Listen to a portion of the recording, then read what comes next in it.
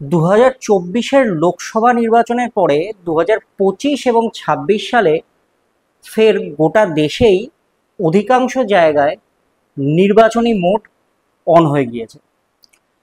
2025-এ আর দিন কয়েক বাদেই রয়েছে বিহারের নির্বাচন, বিধানসভা নির্বাচন, এবং তারপরেই পশ্চিমবঙ্গ সহ অসম, তামিলনাড়ু এবং একাধিক রাজ্যে এবং কেন্দ্রশাসিত অঞ্চলে রয়েছে বিধানসভা ভোট। এরপরে 2027 সালে ফের রয়েছে উত্তরপ্রদেশে বিধানসভা নির্বাচন। এরকমভাবে পরপর পরপর বেশ কয়েকটা নির্বাচন, মোট 12টা রাজ্যে নির্বাচন রয়েছে একের পর এক সময় ধরে। বিহার নির্বাচনের আগে তার কয়েক মাস আগেই সেখানে এসআইআর সংগঠিত হয়।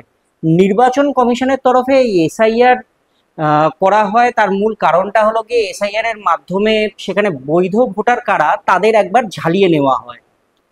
যারা অবৈধ ভোটার বা যারা সেখানকার ব্যক্তি নয় বা যারা সেখানকার রেসিডেন্ট নয় বা সেখানকার ভোটার কার্ড তাদের নেই, সেই ধরনের মানুষ বা যারা ভুয়ো ভোটার বলা চলে তাদেরকে সেখান থেকে বাদ দেওয়া হয়। শুরুতে যখন একটা খসড়া তৈরি করা হয় তাতে প্রায় 65 লক্ষ মানুষের নাম বাদ যায় এবং তা নিয়ে মানে কার্যত দুমদুমার পড়ে যায় চারিদিকে। পরবর্তী সময়ে সেই এসআইআর কে রিভাইজ করে নতুন পদ্ধতিতে বা নতুনভাবে আবার বেশ কিছু অবৈধ ভোটারকে সেখান থেকে সরিয়ে দিয়ে নিয়ে আসা হয় কিছু নতুন নাম, যারা এবার ভোটে আর কি অংশ নিতে পারবে এরকম। অথবা এরকমও কিছু মানুষ আছে যারা কিনা নানান কারণে হয়তো তাদের ভোটার লিস্ট থেকে নাম উঠে গেছে, সেই ভোটার লিস্টের থেকে নাম উঠে যাওয়ার পরে তারা আবার মানে তাদেরকে আবার ইনক্লুড করা হয়েছে সেই ভোটার লিস্টে। যখন বিহারে এসআইআর এর কাজ চলছিল ঠিক সেই সময় পশ্চিমবঙ্গেও আবার এই এসআইআর হবে, অর্থাৎ 23 বছরের আগে। এর আগে 2002 সালে এসআইআর হয়েছিল আমাদের পশ্চিমবঙ্গে, তখন বাম সরকারের সময়। তার পরবর্তী সময় 23 বছর বাদে ফের একবার এই পশ্চিমবঙ্গের বুকে এসআইআর হবে, এমনটা কার্যত জল্পনা হিসেবে উঠে আসে।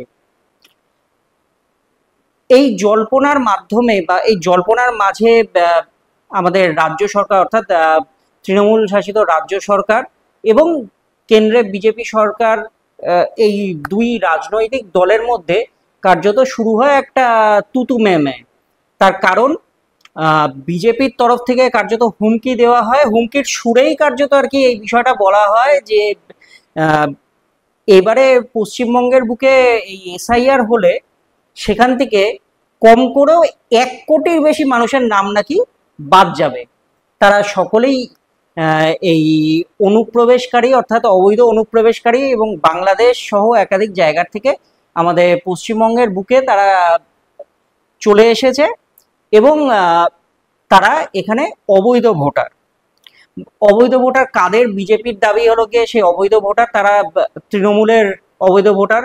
তৃণমূলের তরফ থেকে বলা হয় যে আমাদের রাজ্যে বসবাসকারী প্রতিটি মানুষই হলো কি এখানকার বৈধ ভোটার এবং তাদের কাউকে সেই লিস্টের থেকে বাদ দেওয়া যাবে না। তো যাই হোক, এই বিষয়গুলো চলছিল বেশ কয়েকদিন ধরে।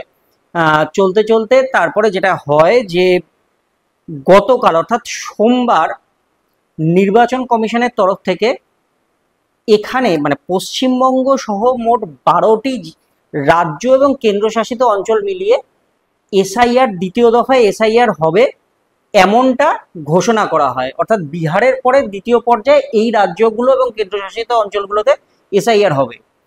কোন কোন রাজ্যে হবে তার মধ্যে মূল রয়েছে আমাদের পশ্চিমবঙ্গ, যেমনটা বললাম। এছাড়াও রয়েছে তামিলনাড়ু, রয়েছে পুডুচেরির মতন জায়গা। মোট 12টি জায়গায় আন্দামান নিকোবরের এই এসআইআর হবে। মোট যে 12টা জায়গা রয়েছে তার লিস্ট আপনারা স্ক্রিনে দেখতে পাবেন যে কোথায় কোথায় হচ্ছে। সেই জায়গায় এসআইআর হবে। এসআইআর এর মাধ্যমে কি করা হবে, আবারও যেরকম 2002 সালে হয়েছিল যে সেই সময় এসআইআর হয় এবং সেই এসআইআর এর মাধ্যমে প্রায় 17 লক্ষের উপরে মানুষের নাম সেখান থেকে বাদ যায়। তারা অবৈধ ভোটার বা কেউ এখান থেকে মুভ করে গেছেন অন্যত্র এবং সেখানকার ভোটার তারা হয়ে গেছেন। কেউ কেউ আছেন যারা কিনা হয়তো এখানে থাকতেন দীর্ঘদিন ধরে, তারপরে তারা হয়তো ভিন রাজ্যের বাসিন্দা, তারা নিজেদের রাজ্যে ব্যাক করে গেছেন এবং সেখানে গিয়ে তারা নিজেদের ভোটাধিকারের জন্য সেখানে ভোটার কার্ড বানিয়ে নিয়েছেন, অথচ এখানকার ভোটার কার্ড থেকে গেছে বা লিস্টের নাম থেকে গেছে। এরকম ধরনের নানান বিষয় থাকে, সেগুলোকে বাদ দেওয়া হয়েছিল। আবার বহু মানুষ আছেন যারা মৃত, তাদের নামও সেখান থেকে ডিলিট করা হয়, অর্থাৎ সেখান থেকে মুছে দেওয়া হয়। এবারেও একই রকম ভাবে সেই কাজ করা হবে, এমনটাই নির্বাচন কমিশনের তরফে জানানো হয়েছে। কবে থেকে শুরু হবে সেই এসআইআর এর কাজ? না, গতকাল অর্থাৎ সোমবার দিন যে ঘোষণা হয়েছে, তারপরে আজকের থেকে এসআইআর এর কাজ শুরু হয়ে যাবে পশ্চিমবঙ্গে।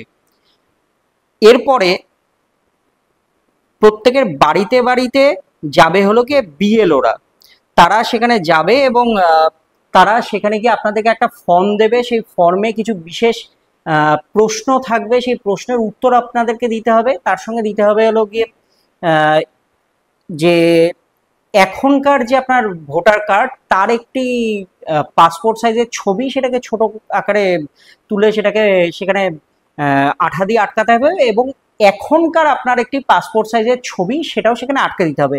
এবং তার সঙ্গে আপনি যে বৈধ ভোটার, তার জন্য নির্দিষ্ট যে 11টি কাগজ রয়েছে বা 11টি যে নথি, তার মধ্যে যে কোনো একটি নথি আপনি প্রামাণ্য হিসেবে দিলে পরেই যেটা হবে যে আপনার নামটা সেখানে দেখা হবে, সে লিস্টের সঙ্গে তারা মিলিয়ে দেখবেন, এবং লিস্টের সঙ্গে মিলিয়ে দেখে আপনি যদি বৈধ ভোটার হন, তাহলে আপনার নাম যেরকম ছিল সেরকমই থাকবে।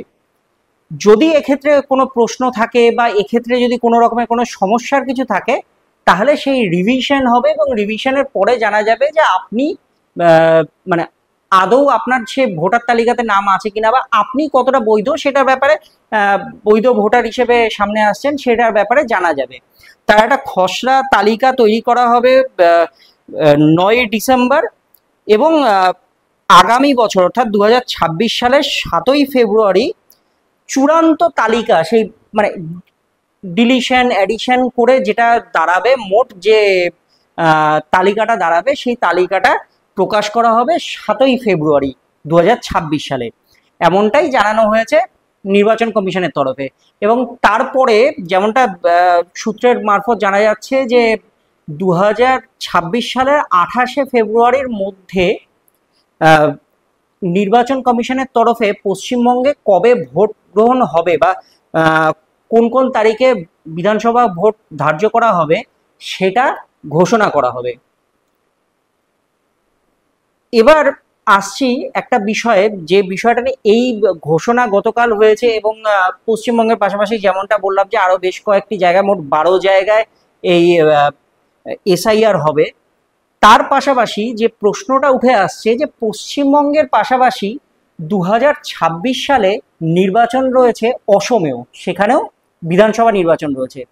কিন্তু অদ্ভুত বিষয়, 2026 সালের নির্বাচন পশ্চিমবঙ্গের পাশাপাশি অসমে নির্বাচন থাকলেও সেখানে কিন্তু এসআইআর এর ঘোষণা হয়নি, অর্থাৎ সেখানে এসআইআর এই মুহূর্তে হবে না। এটা নিয়ে এই বিষয়টা যখনই সামনে এসেছে, তখনই একটা রাজনৈতিক চাপানোতর তৈরি হয়েছে। গতকাল যখন এই সাংবাদিক বৈঠক করছিলেন মুখ্য নির্বাচন কমিশনার জ্ঞানেশ কুমার, তখন তিনি জানান, তাকে প্রশ্ন করা হয়, সাংবাদিকরা প্রশ্ন করেন যে অসমে কেন এই এসআইআর এর কাজ করা হবে না। তো তিনি পরিষ্কারভাবে একটি প্রসঙ্গ তুলে ধরেন এবং একটি বিষয় তিনি পরিষ্কার করে দেন যে কেন সেখানে এই এসআইআর এর কাজ হবে না। যদিও রাজনৈতিক দলগুলোর ক্ষেত্রে এটা নিয়ে চাপানোতর চলছে যে কেন হবে না, হওয়া উচিত ছিল, কিন্তু আইনত বা আইনিভাবে সেখানে এসআইআর করা এই মুহূর্তে সম্ভব না। কেন সম্ভব না তার একটু ব্যাখ্যায় আসি। আমি যদি পয়েন্ট ধরে বলি যে কেন সেখানে হবে না বা কি কারণে সেখানে অসমের সমস্যা রয়েছে, সেটা আসতে গেলে আমাদের প্রথম কথা হলো গিয়ে একটা বিষয় জানতে হবে যে অসমে এই মুহূর্তে যে নাগরিকত্ব যাচাইকরণের যে প্রক্রিয়া চলছে, সেই প্রক্রিয়া শুরু হয়েছে, অর্থাৎ অসম সম্পূর্ণভাবে একটা অন্য প্রসেসের মধ্যে দিয়ে চলছে। সেখানে এনআরসি লাগু হয়েছে, আমরা জানি যে সেখানে এই নাগরিকত্ব যাচাইয়ের কাজ ইতিমধ্যেই শুরু হয়ে গেছে, সেখানে ফর্ম বিলি হচ্ছে, মানুষ সেখানে কারা কারা সেখানকার নাগরিক সেটা নিয়ে কাজ শুরু হয়েছে। তো সেই যে নাগরিকত্ব আইনের যে প্রক্রিয়া, অর্থাৎ সুপ্রিম কোর্টের তত্ত্বাবধানে সেখানে যে নাগরিকত্ব প্রমাণের যে কাজ চলছে, সেই কাজের যে ঘোষণা, সেই ঘোষণাটা আগেই হয়েছে। অথচ 24শে জুন, এবছরের 24শে জুন এই এসআইআর এর ঘোষণা হয়, অর্থাৎ বিহারে এসআইআর সংক্রান্ত যে বিজ্ঞপ্তি জারি হয় সেটা হলো 24শে জুন। কিন্তু তার আগেই অসমে এই নাগরিকত্ব সংশোধন বা এই নাগরিকত্ব আইনের যে সংশোধনের কাজ, সেই কাজ কিন্তু শুরু হয়ে গিয়েছিল। তাই খুব স্বাভাবিকভাবেই এই যে বিজ্ঞপ্তি, অর্থাৎ এসআইআর এর যে বিজ্ঞপ্তি, তার আওতায় অসম পড়ছে না। সুতরাং সেই কাজ যতক্ষণ না সম্পূর্ণ হচ্ছে সেখানে এসআইআর হওয়াও সম্ভব নয়। এবার আসি আরো একটি প্রসঙ্গে। আমরা জানি যে আমাদের দেশে যে আমাদের সংবিধান রয়েছে, সেই সংবিধানের একাধিক ধারা রয়েছে। আমরা আমাদের রাইটস, আমাদের প্রতিটা বিষয়কে আমরা বুঝে নিতে পারি সেই সংবিধানের ধারার মাধ্যমে। আবার কেউ অপরাধ করলে সেই সংবিধানের ধারা অনুসারেই সে শাস্তিও পায়। ঠিক সেরকমই অসমে ভারতীয় সংবিধান অনুসারে 6 ধারা সেখানে প্রযোজ্য। এবার এই 6 ধারাতে কি বলা হচ্ছে না, অসমে যারা 1900 মানে একটা সময় আমরা জানি যে অসমে অনুপ্রবেশকারীদের নিয়ে অনুপ্রবেশকারীদেরকে হটানোর দাবিতে একটা রক্তক্ষয়ী আন্দোলন হয়, এবং 1985 সালের পরে ভারত সরকার এবং তৎকালীন অসমের যারা আন্দোলনকারী তাদের মধ্যে একটি চুক্তিও স্বাক্ষরিত হয়। সেই চুক্তি অনুসারে সেখানে 6 ধারা লাগু করা হয়।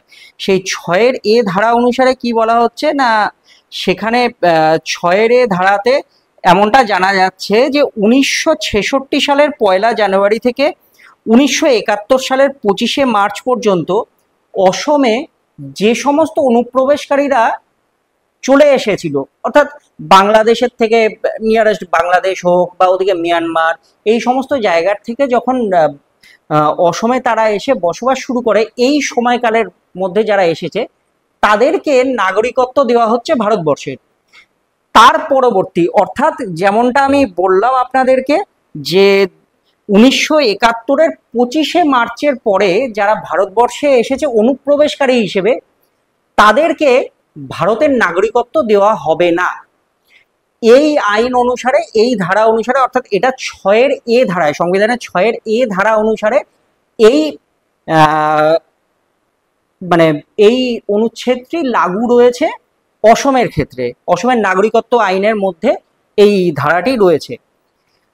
সুতরাং যদিও পরবর্তী সময়ে সেটার বৈধতা নিয়ে প্রশ্ন ওঠে এবং সুপ্রিম কোর্টের থেকে জানানো হয় যে এটা একেবারেই বৈধ এই 6 ধারা, তো তারপরে মানে এই বিষয়টি দীর্ঘ বছর ধরে চলে আসছে এবং অন্যান্য রাজ্যের থেকে অসমে এই পার্টিকুলার নাগরিকত্বের আইন, যে নাগরিকত্বের আইনটা কিছুটা আলাদা। সেখানে সেই নাগরিকত্ব আইনের অনুসারে এবং পরবর্তী সময়ে আমরা জানি সিএ এর আন্দোলন হয় এবং তারপরে এনআরসি লাগু হয় দেশ জুড়ে।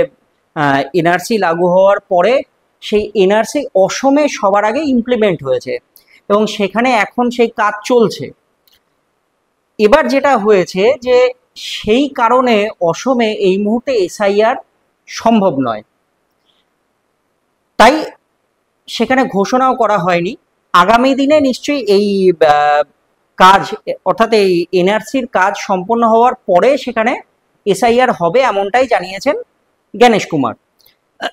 এবারে চলে আসছি আমাদের পশ্চিমবঙ্গের ক্ষেত্রে। পশ্চিমবঙ্গের ক্ষেত্রেও বলা হয়েছে বা নির্বাচন কমিশনের তরফে পরিষ্কারভাবে জানানো হয়েছে যে কোনো মানুষেরই এখানে ভয় পাওয়ার মতন কিছু নেই, বা এই বিষয়টিকে নিয়ে যে খুব কনফিউশন তৈরি হওয়ার মতন বিষয় রয়েছে তেমনটা নয়। যদিও কিছু রাজনৈতিক দল মন্তব্য করছে যে এই এসআইআর কোনো সমস্যার কিছু নয়, বা এটা নিয়ে এর আগেও কোনো সমস্যা কিছু হয়নি। তবে কেন্দ্রীয় সরকার বা কেন্দ্রীয় সরকারকে চালাচ্ছে যে রাজনৈতিক দলটি অর্থাৎ বিজেপি, তারা এই এসআইআর কে জুজুর ভয় দেখিয়ে বেশ কিছু রাজ্যে ভোট জেতার একটা বা ভোটে জেতার জন্য একটা কৌশল তৈরি করছে। সেটার নিন্দা করেছে অনেক রাজনৈতিক দল, যদিও তৃণমূল কংগ্রেসের তরফ থেকে বলা হয়েছে যে এই এসআইআর এর মাধ্যমে পশ্চিমবঙ্গের বহু বাসিন্দাকে বিজেপি অবৈধ ভোটার হিসেবে বা ভারতবর্ষের নাগরিক আহ, না মানার একটা চেষ্টা করছে, এবং এটার পেছনে বিজেপির একটি ভেস্টেড ইন্টারেস্ট রয়েছে, এমনটাই তাদের দাবি। কিন্তু যেটাই হোক, নির্বাচন কমিশনের তরফে যেমনটা ঘোষণা করা হয়েছে, এই আজকে অর্থাৎ মঙ্গলবার থেকেই সেই এসআইআর এর কাজও শুরু হয়ে গেছে।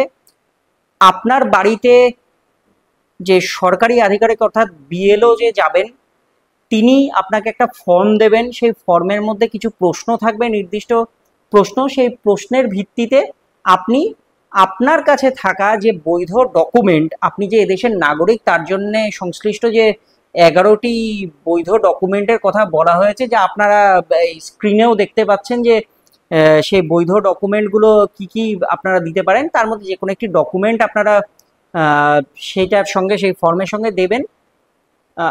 তাতেই গোটা কাজটা হয়ে যাবে, এবং এটা অত্যন্ত একটা সহজ সরল পদ্ধতি। পাশাপাশি যেমনটা বলা হয়েছে যে 2002 সালে যে এসআইআর হয়েছিল, সেই এসআইআর এ যাদের যাদের নাম ছিল, সেই সময় যে ফাইনাল লিস্ট, তাতে যাদের যাদের নাম ছিল, সেই সমস্ত মানুষদের ক্ষেত্রে আর নতুন করে কোনো নথি দেওয়ার প্রয়োজন নেই। বা যে সমস্ত, ধরুন তার পরবর্তী সময় 2002 এর পরে যে সমস্ত মানুষেরা জন্মেছে বা যে সমস্ত ছেলেমেয়েরা জন্মেছে, তাদের ক্ষেত্রেও সেই সময় যদি তাদের বাবা মায়ের নাম সেই নথিতে বা সেই লিস্টে থেকে থাকে, তাদের ক্ষেত্রেও ব্যাপারটা অনেক সহজ হয়ে যাবে। কিন্তু সহজ হবে না কাদের জন্য? না, যাদের কাছে বৈধ কোনো ডকুমেন্ট নেই, সেই সমস্ত মানুষদের ক্ষেত্রে কিন্তু বিষয়টা একটুখানি চাপের হতে চলেছে। তো এখনই আপনারা সজাগ হন, বাড়িতে দেখুন সেই 11টা ডকুমেন্টের মধ্যে কোনটি আপনার কাছে আছে, সেগুলো নিয়ে রেডি থাকুন। আপনার কাছে নির্দিষ্ট সেই সরকারি আধিকারিক যাবেন এবং এই এসআইআর এর গোটা প্রক্রিয়া তারা সম্পন্ন করবেন। আমরা আপনাদেরকে শুধুমাত্র কিছু তথ্য তুলে ধরলাম, যে তথ্যগুলো মূলত এই নির্বাচন কমিশনের তরফ থেকে দেওয়া হয়েছে, সেই তথ্যগুলো আপনাদের সামনে তুলে ধরলাম। তার পাশাপাশি এই যে আরো একটি বিষয় যে উঠে আসলো, যে অসমে কেন হচ্ছে না এসআইআর, সেই প্রসঙ্গেও আমরা আপনাদেরকে যে তথ্যটা তুলে ধরলাম, সেটাও কিন্তু সম্পূর্ণভাবে নির্বাচন কমিশনের তরফে দেওয়া তথ্য। এতে এই গোটা ভিডিওতে আমাদের কোনো নিজস্ব মতামত বা কোনো রাজনৈতিক পক্ষপাতিত্ব কোনোটাই আমরা এখানে তুলে ধরার চেষ্টা করিনি, বা রাজনৈতিক পক্ষপাতিত্ব আমরা কোনোটাই করবার এখানে চেষ্টা করিনি। শুধুমাত্র কি কি হয়েছে এবং এই এসআইআর কে কেন্দ্র করে কি কি ধরনের বিষয় চলছে, অর্থাৎ রাজনৈতিক মহলে কি কি চাপানুতর তৈরি হয়েছে, সেই তথ্যগুলোই আপনাদেরকে তুলে ধরলাম। আশা করি আমাদের তথ্য আপনাদের বেশ কিছুটা কাজে লাগবে। আপনাদের মনের মধ্যে কোনো প্রশ্ন থাকলে সেই প্রশ্নগুলো নিশ্চয়ই এর মাধ্যমে সলিউশন হবে। পাশাপাশি আপনাদের কাছে যদি কোনো প্রশ্ন থেকে থাকে এই সংক্রান্ত, আমাদেরকে প্রশ্ন করুন। আমরা যথাসাধ্য চেষ্টা করব সেই প্রশ্নের আপনাদেরকে উত্তর দিতে। ততদিন পর্যন্ত চ্যানেলটিকে লাইক, শেয়ার ও সাবস্ক্রাইব করুন। ভালো থাকুন।